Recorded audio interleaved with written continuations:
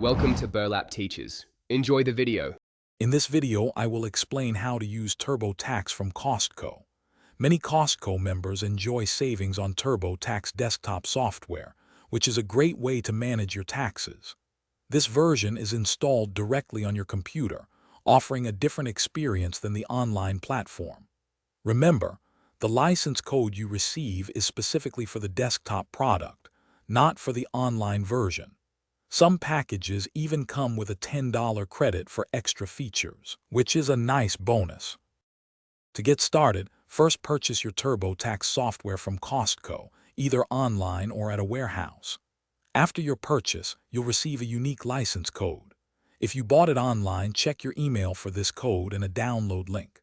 For in-store purchases, the code is usually on a card within the package.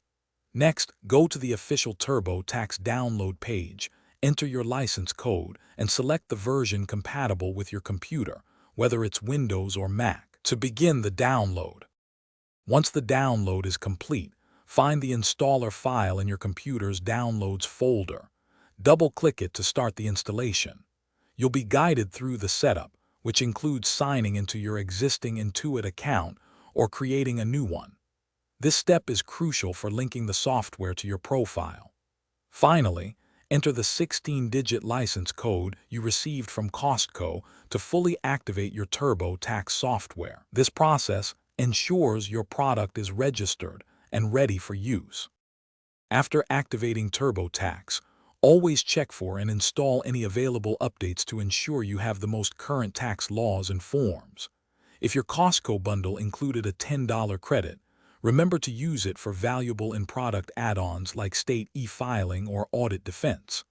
Desktop versions typically offer comprehensive forms, which can save you from unexpected upgrade costs often found with online versions.